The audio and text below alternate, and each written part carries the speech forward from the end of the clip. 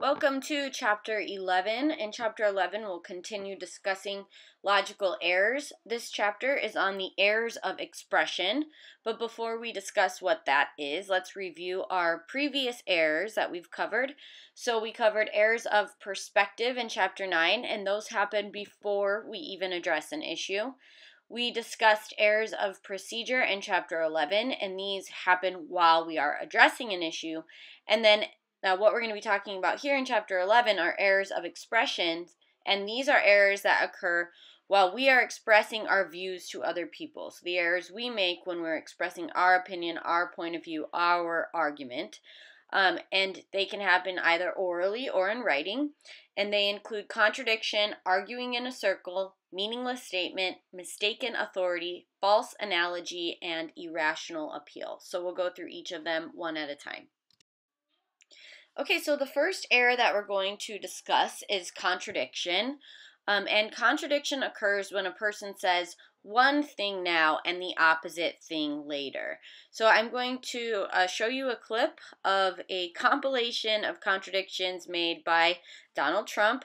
I'm not trying to make a political statement either way. I'm just using this as a good example for contradiction. They just said we should not go into Iraq. Are you for invading Iraq? Yeah, I guess so. You know, I wish it was. I wish the first time it was done correctly. I'm very pro-life. I'm very pro-choice. Do you believe in punishment for abortion? Yes or no, as a principle? There has to be some form of punishment. I am pro-choice in every respect. She has no natural talent to be president. She's very talented, and she has a husband that I also like very much. Hillary Clinton was the worst Secretary of State in the history of the United States. Hillary Clinton, how did she do as Secretary of State? Probably above and beyond everybody else. Let's say Hillary is president. Hillary Clinton, I think, is a terrific woman. I think she really works hard, and I think she does a good job, and I like her. I will build the wall, and Mexico's going to pay for it, and they'll be happy to pay for it. I'm not going to pay for that fucking wall. This guy used a filthy, disgusting word on television, and he should be ashamed of himself, and he should apologize, okay? Listen, you motherfuckers, we're going to tax you 25%. I'm going to bomb the shit out of them. We'll beat the shit out of them. Political bullshit. You're not going to raise that fucking price, you understand? Donald, true or false, you've said the government should pay for everyone's health care? That's false. You've never said that. Everybody's got to be covered. Universal health care. I am going to take care of everybody. Who pays for it? The government's going to pay for it, but we're going to save so much money on the other side. He said I was in favor of Libya. I never discussed that subject. I was in favor of Libya. We would be so much better off if Gaddafi were in charge right now. Gaddafi in Libya is killing thousands of people. We should go in. We should stop this guy, which would be very easy and very quick. Stop him from doing it and save these lives. They're here illegally. You take them, they have to go back. We have to show some compassion. Right. We just can't throw everybody out. They have So to you're going to come split up illegally. families. Chuck, You're going to deport children. Chuck, no, we're going to keep the families together. We have to keep the families together. But you're going to keep But them they have together to out? go. But they have to go. How do you throw somebody out that's lived in this country for 20 years?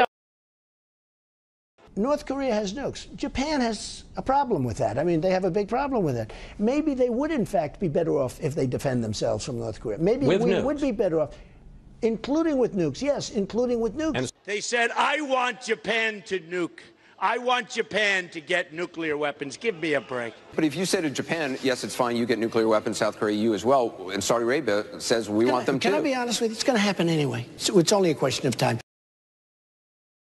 I'm a conservative person. The Republicans are just too crazy right. I mean, just what's going on is just nuts. Bush says, I do not believe he's a true conservative.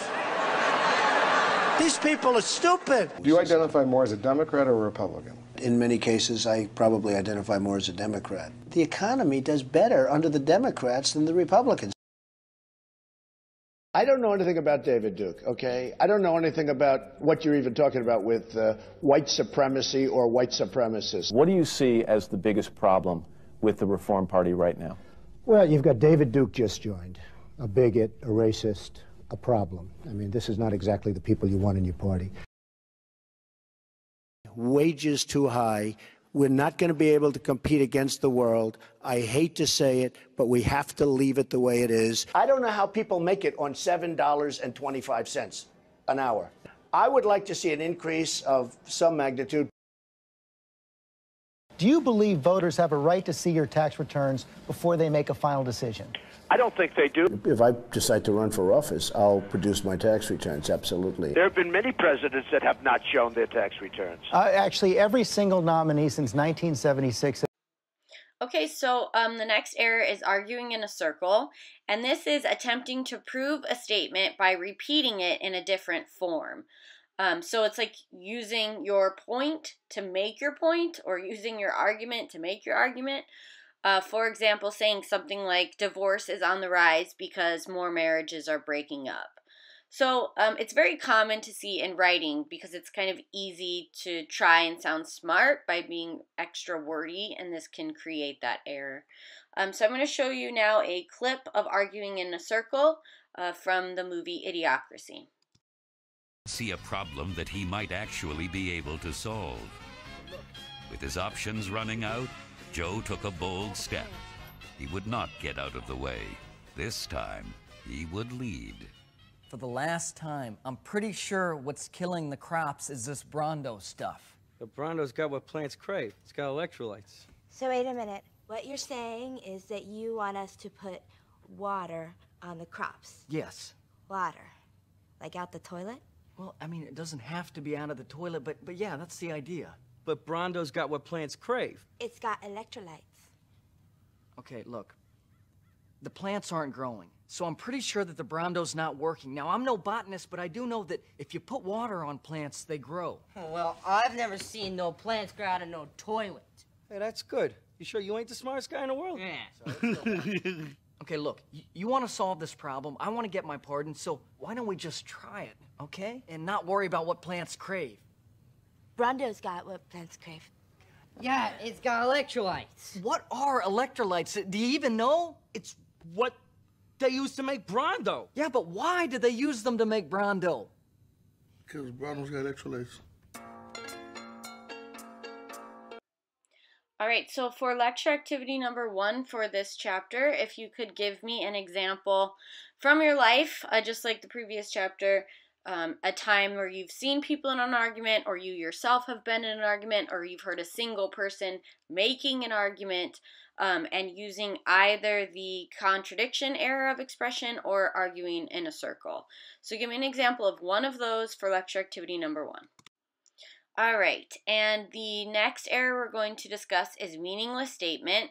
And so don't overthink this one. It's just an explanation containing reasons that make no sense. You might say meaningless statements, especially if you are not really clear on your point, if you haven't really worked it out in advance, or as you're saying it, you kind of get distracted or confused, and so you just kind of say something that makes no sense.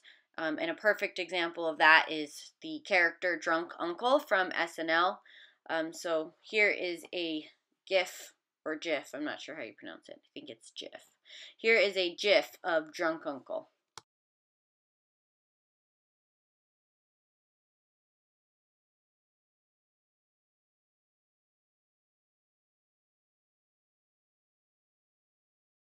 Mistaken authority is ascribing authority to someone who does not possess it, and it's very common in the media with celebrities. So an example of mistaken authority would be to ask Will Smith what insights he can give us on aliens since he was in the movie Independence Day. It's also common when an expert in one field acts as though they are an expert in another. Dr. Laura was actually not a marriage and family therapist, but she had a talk show where she would have people call in and then she'd give them relationship advice. So I believe she was a doctor of like physiology or kinesiology or something else. I think she did go back and get her license to practice marriage and family therapy, but at the time when she first started out with her show, she didn't have that kind of education. But she kind of implied that she did by having a talk show about relationship advice. So here is another bunch of examples of mistaken authority. Oh, hello. Do you want to be amazing? I hope so. Here's some tips to get you started. Don't do this. Do this instead. That's amazing. I'll tell you what's not amazing.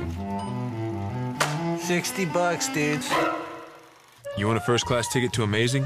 You can get GameFly. GameFly offers over 8,000 video game titles with no late fees, no chances of getting burned by a bad game, and free PC downloads. Amazing. We asked the Spurs to try H-E-B that green sauce and describe it in a few short words. Su sabor es como el sol caliente brillando sobre mí.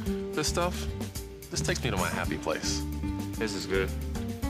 I wish I had two mouths. Desacostado en la arena. Yes, I have a happy place. Siento las olas besando mi pie. What? It means it's yummy. Try H-E-B that green sauce, the good on everything sauce, available in regular or mild. This is going to be so good. America, Lay's Ass Shooter create the next great potato chip flavor. Ready to try the finalists? Lay's Chicken and Waffles. Show me the bag, show me the bag. Eva? It's buttery, syrupy. It's my favorite. That's Lay's Sriracha.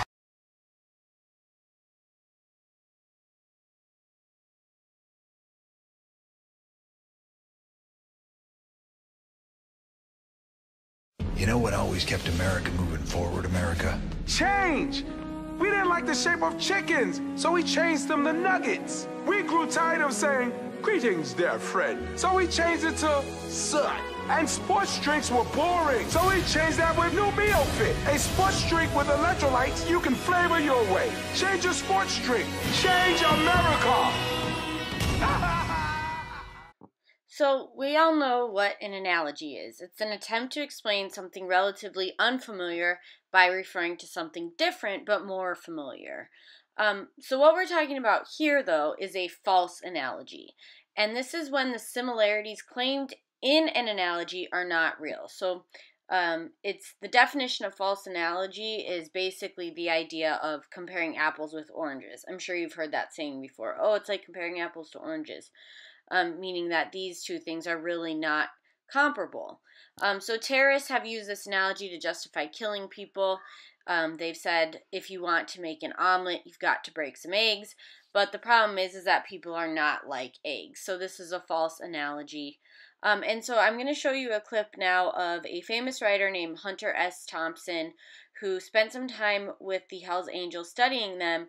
And in this clip, what you'll see is him talking about his experiences, and the person that he's talking to is the interviewer and then a Hells Angel.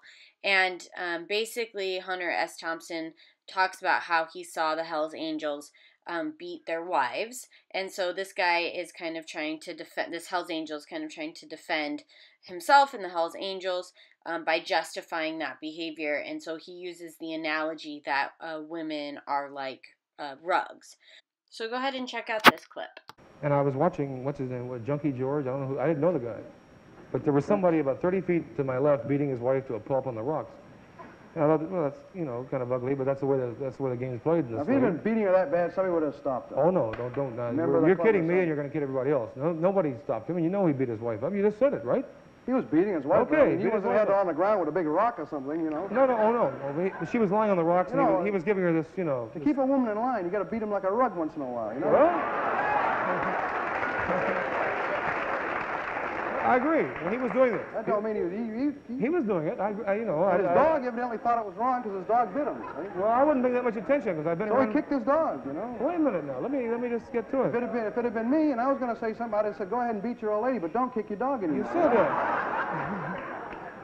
I'm sorry, Hunter. We're finished. In other words, I can't. Well, you can get my own version of it. I'm afraid you'll have to do it privately. All right.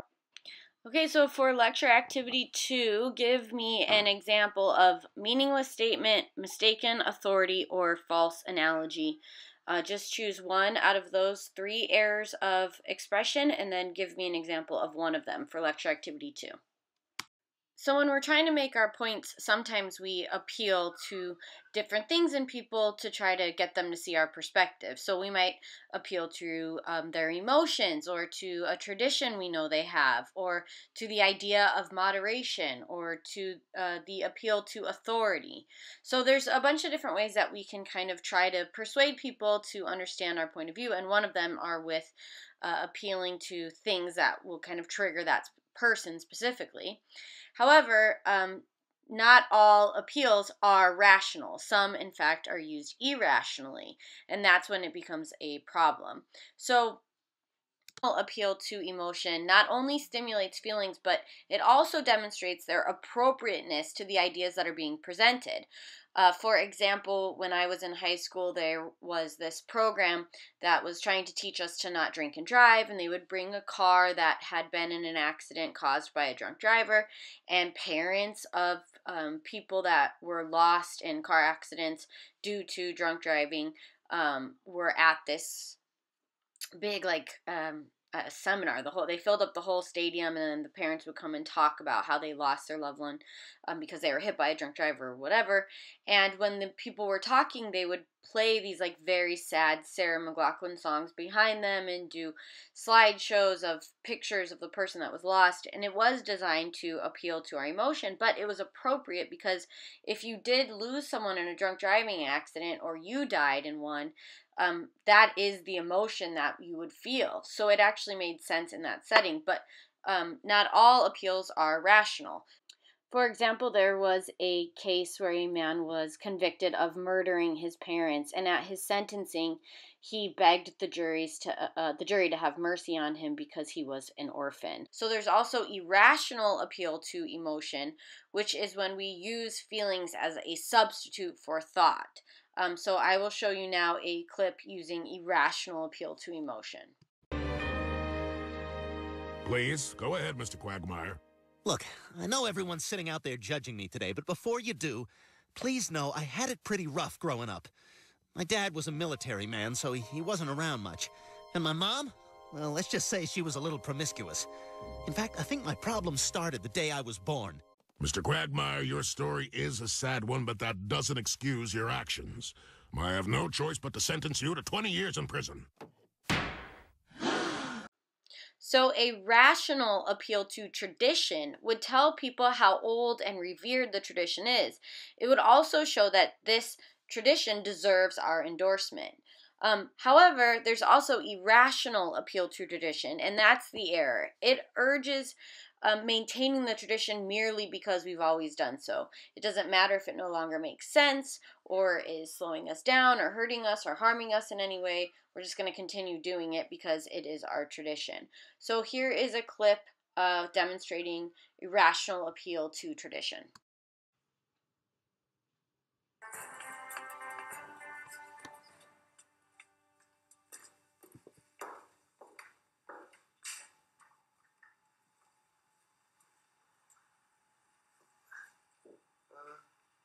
Excuse me, I'm looking for Mycroft Holmes. Would you happen to know if he's around at all? Can you not hear me? Yes, all right. Anyone? Anyone at all know where Mycroft Holmes is? I've been asked to meet him here. No takers, right. Am I invisible? Can you actually see me? Ah, thanks, gents. I've been asked to meet Mycroft Holmes. What the hell? Tradition, John. Our traditions define us. So total silence is traditional, is it? You can't even say pass the sugar. 3/4 of the diplomatic service and half the government front bench all sharing one tea trolley. It's for the best, believe me. Okay, so the next one is rational appeal to moderation versus irrational appeal to moderation. So I'm sure you've heard the saying before, all things in moderation, and that is a good saying for things like cake or alcohol. But maybe there are times where using that saying is actually inappropriate. So to understand the difference between the two, let's define them. So rational appeal to moderation includes an explanation of why a more moderate idea or action is preferable to less moderate options. For example, drinking a moderate amount of alcohol or eating a moderate amount of cake. However, an irrational appeal to moderation is offered on the erroneous presumption that moderation is always preferable. So it's not, though, right? So, for example, with slavery, the moderate view would be to let each slave owner decide whether or not to own slaves. And that is not an appropriate choice because no one should be enslaved ever under any circumstances. And so there really shouldn't ever be a time where people are allowed to choose to enslave people or not. So in that example, that appeal to moderation would be inappropriate, so it would be irrational. So a rational appeal to authority states what one or more authorities say and provides support. So if you are making a case and you are using authority as your evidence, then essentially what you're saying is like, this one doctor told me this, and so therefore this is a fact. But that becomes appropriate if you're saying what one or more authorities say, and you can provide support for it, and you can provide evidence. So you can explain your point of view and then also say this authority, this doctor, this scientist, whoever it is, has this support for this idea, and also there are other people that have support for that idea.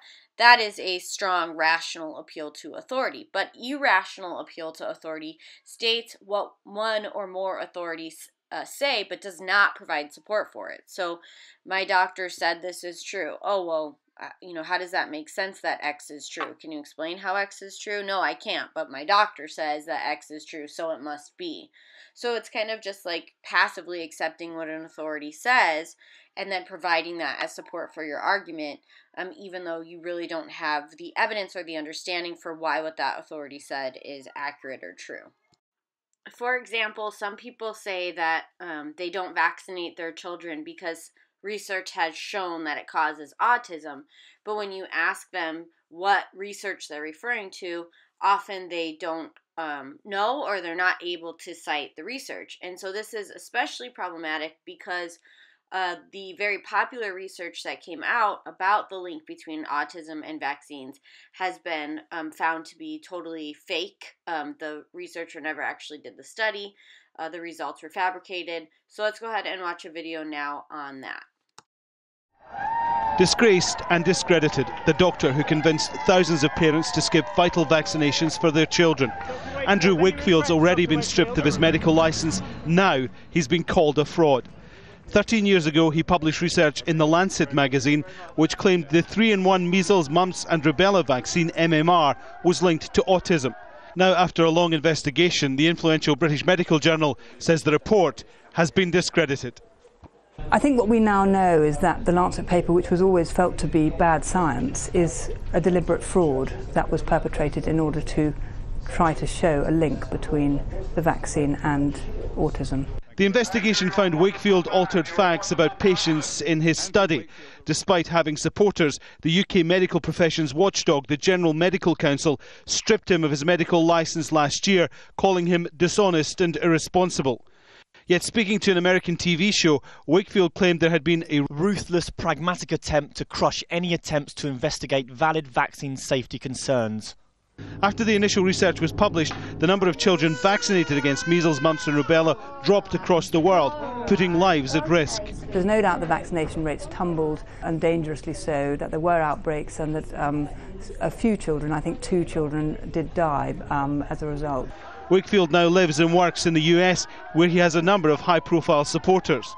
No study has shown any clear link between vaccines and autism. Alan Fisher, Al Jazeera, London. Okay, so rational appeal to common belief states that most people share a belief and provide support for why that belief is so widely accepted and why the belief is valid. Irrational appeal to common belief states that you should believe something because most people believe it. So if you've said things like, oh, everyone knows that, or it's common sense, you might be appealing to common belief. But can you provide support for that belief? And if you can't, then it could be an irrational appeal. So rational appeal to tolerance explains why tolerance is appropriate in the particular situation in question. where irrational appeal to tolerance states that tolerance is good in general and is the right response to every situation. But that's obviously not true. For example, it's not okay to be tolerant of terrorists, child molesters, so there are definitely some times where we should draw a hard line against people's behavior when it's not appropriate. We don't just tolerate everything. Okay, and for lecture activity 3, give me an example of one of the irrational appeal errors. So you can give me an example of irrational appeal to emotion, tradition, moderation, authority, common belief, or tolerance for lecture activity 3. All right, that is it for chapter 11. Don't forget to submit your lecture activities and complete all of the assignments that go with this chapter. And I will see you on the next one. Have a great day.